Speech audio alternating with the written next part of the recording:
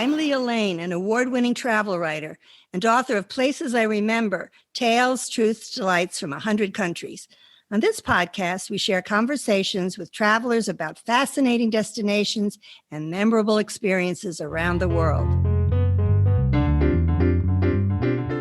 In episode 8, I spoke of spring festivals around the world, and in episode 19, summer festivals. On this episode, we're talking about some of the special pleasures of fall, my favorite time of year. Bittersweet, fruitful, thankful.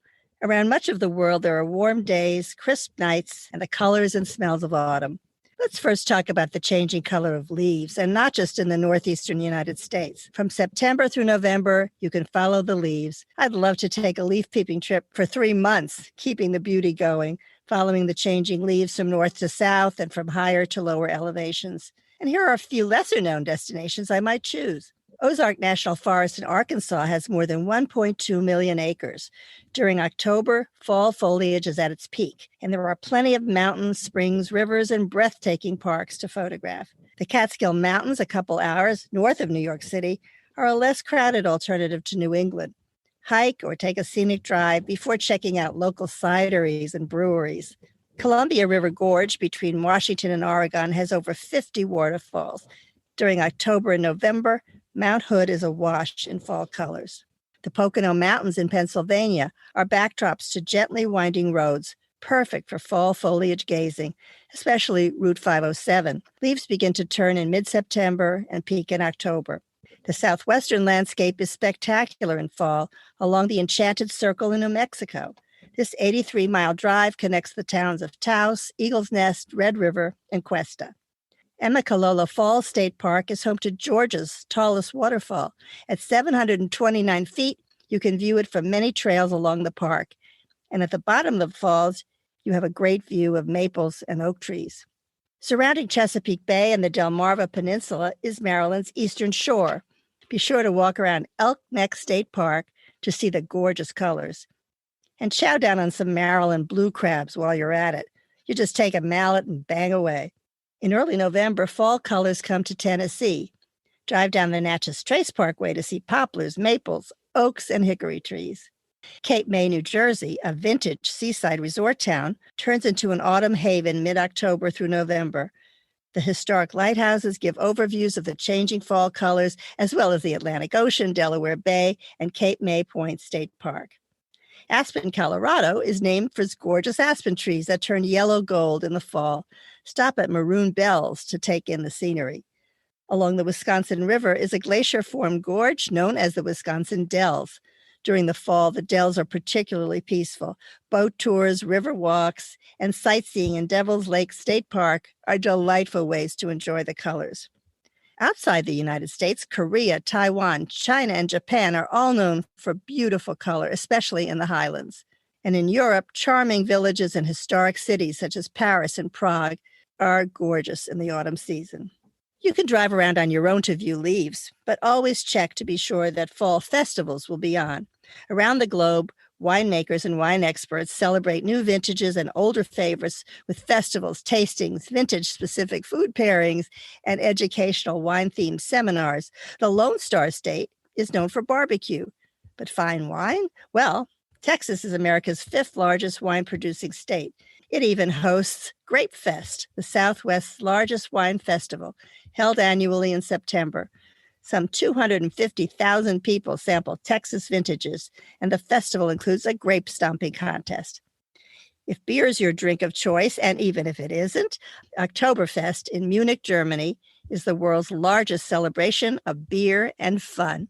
The folk festival is held annually in Bavaria for 16 to 18 days from mid or late September to the first Sunday in October, and more than 6 million people from around the world attend.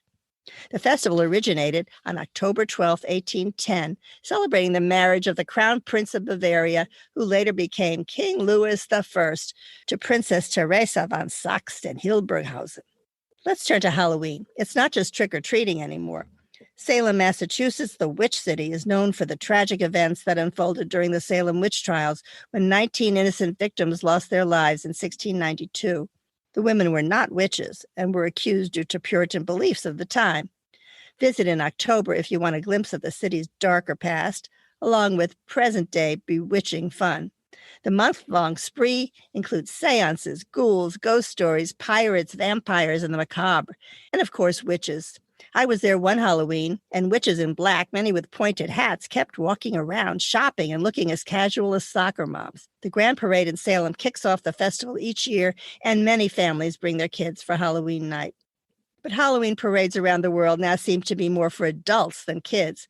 The one in New York's Greenwich Village in Manhattan is the greatest Halloween show in the world, with over 50,000 participants every year. Small towns have Halloween fun, too. You can get spooked in Bowling Green, Kentucky, the hometown of John Carpenter, the mind behind the cult classic horror film Halloween. The town celebrates the master of horror through an entertaining driving tour of 17 locations, places where Carpenter filmed. It's a boo bash.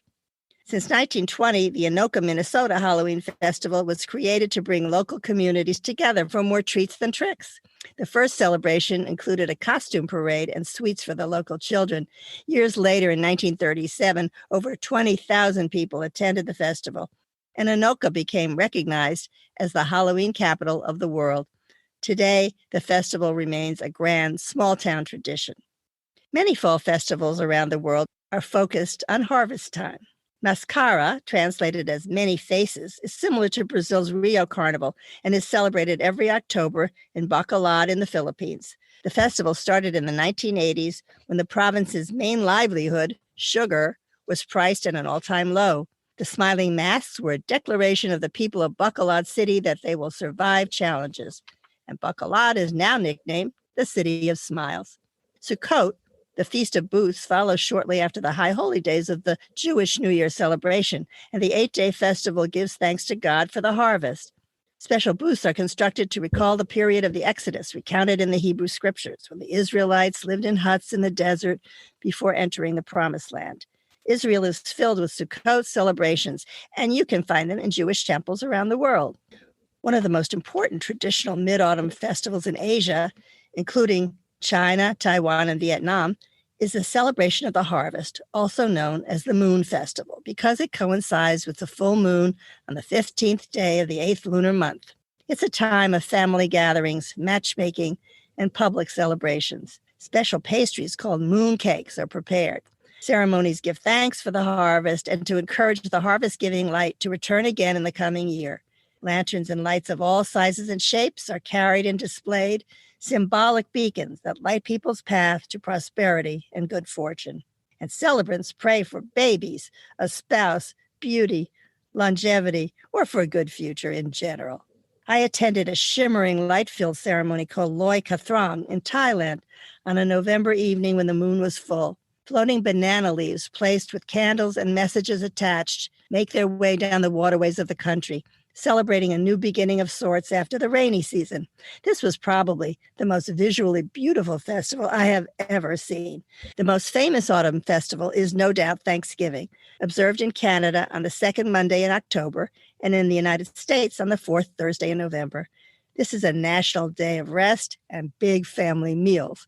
Plymouth Plantation is a living history museum in Plymouth, Massachusetts, founded in 1947.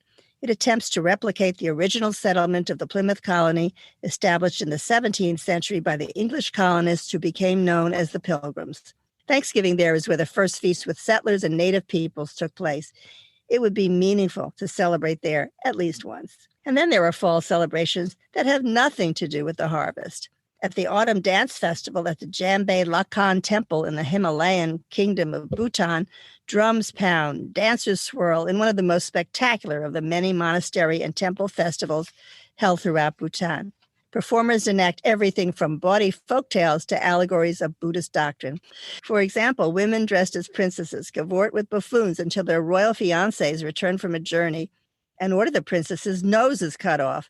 Then they are forgiven and their noses magically restored. And a huge wooden stick representing male genitalia is shaken over women's heads, boosting female fertility, a different kind of harvest celebration, I guess. Japan has some of the most eccentric fall festivals of all. The locals in Hidakagawa have held an annual laughing festival in October for 200 years to cheer up a sad deity and to bring them good luck. According to a legend, a goddess was laughed at by other gods because she overslept and was late for a meeting. She was so sad that she locked herself in a shrine. The people in the village gathered around the shrine, and their laughter turned her grief into joy, and she finally agreed to go out. A parade led by a bell jingler marks the beginning of the day-long celebration. Wearing a clown-like costume, holding a bell in his right hand and a treasure box in the left, he leads the participants to the shrine, all of whom are shouting, "Ware, ware," laugh, laugh. And when they arrive at the shrine, they all laugh in unison. Japan is an aged society, and they have a fall festival called Shukatsu, meaning preparing for one's death. I call it try before you die. During the Tokyo Festival, participants can sample their own funeral and prepare to say their last goodbyes. They can put on funeral garments, lay down in the coffin, learn what to do with their belongings, and learn how to write goodbye notes and obituaries. This one may be practical, but I think I'd rather go to the Laughing Festival. The Monkey Buffet Festival honors the long-tailed macaque population in Lopburi, Thailand. Celebrated the last Sunday of November, thousands of macaques gather at a temple to feast on tons of fruits, vegetables, desserts, and beverages prepared by the locals. This event was described as one of the strangest festivals in the world by London's Guardian newspaper, along with Spain's Baby Jumping Festival, which we talked about in episode 19. The name of the podcast is Places I Remember, and there's one fall festival that is unforgettable to me. In fact, I wrote about it on my Forbes.com blog, and like the festival I just mentioned in Japan, it involves death, but it also celebrates life and remembrance. Dia de los Muertos, the Day of the Dead, is a haunting tradition held throughout much of Central and South America. I remember my trip a few years ago to Riviera Maya in the Mexican state of Quintana Roo in the Yucatan Peninsula of Mexico. Those 3 days and nights from October 31st through November 2nd were unforgettable. The Day of the Dead celebration begins with food, including regional cuisine such as tamales and mole sauce, pumpkin and fruit sweets, and the famed pan de muerto, bread of the dead. Mexican markets sell toys and candy transformed into deathly symbols such as skeletons, coffins, and La Muerta, death herself. And then there's the fun. Shopkeepers and families paint their faces for several days, posing and preening. Calaveras, cheeky poems criticizing politicians or chiding friends and family, are written as if the person had already passed, a clever mockery of death, reminding us of our own mortality. On October 31st, All Hallows Eve, children create altars to entice the angelitos, the spirits of dead children, to return and go door to door asking for sugar skulls. It's like Halloween, but with an emphasis on family and departed loved ones rather than costumes. November 1st, All Saints' Day, poignantly focuses on deceased children who are believed on this day to return to life. Graves are cleaned and decorated with candles, paper streamers, and seasonal flowers such as marigolds. And on November 2nd, All Souls' Day, the true Day of the Dead, families and loved ones gather at cemeteries to be there when adult spirits return. Celebrations include music, food, and prayers. Home altars are adorned with lighted incense, candles, flowers, and candy skulls inscribed with the names of the deceased. Altars typically include Mexican folk art of colorful cut paper and personal objects and favorite foods of the departed. Lighted candles illuminate the way for the dead souls. And then there are the haunting legends. At nightfall, my face painted in stark black and white, I joined a few others in a small boat. We floated on a cenote, a cave, where the symbol of death prowled around in another boat, candles lighting the water with the heat of faith and life, far more evocative and beautiful than any Halloween haunted house. Katrina is Mexico's favorite, most adapted representation of death, the star of many Day of the Dead celebrations. The sound of lapping water in the darkness was truly eerie as the Katrina in our boat told her mournful tale of her lost children. Ancient stories are part of the Day of the Dead's power, and our Katrina told us about beautiful Extabe, who frightens men with her revenge, and La Llorona, who in grief and anger drowned her sons in a river and has wandered forever to find their bodies. The celebration's ending varies depending on the region. At our Mayan ritual of darkness and fire, the shaman, surrounded by flames, gave thanks for the sacred elements of water, sun, wind, earth, and life. Villagers danced to drum beats, and the community prayed for harmony, promising to continue feeding the fire of life, despite the looming specter of death. At least once in your life, try to share this experience, to bond and have fun, and to remember those who have come before. I can't think of a more ideal intergenerational trip. I hope that you enjoy this selection of fall festivals and pleasures and Thanksgiving. I'm thankful for you for becoming an ever-growing audience in the 6 months I've been doing this podcast. Tell your friends about us, write a review, contact me at the links on my show notes with suggestions or comments, and at my website, placesirememberlealane.com. I'll write you back. I'm here for you every week, covering the world with super guests, sharing travel information and travel memories. I know that you're out there in over 80 countries as I talk to you today, listening in, and I hope being inspired to make travel memories of your own. Enjoy fall travel and all travel.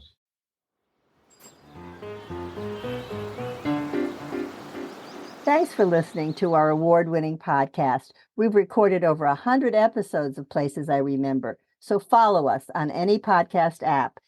And new monthly episodes are also on YouTube with gorgeous video. My book, Places I Remember, is available in print and Kindle, and I read the audio version. Follow my travel writing at Forbes.com. Contact me at the links in the show notes or on my website, placesirememberlealane.com, and keep making your own travel memories.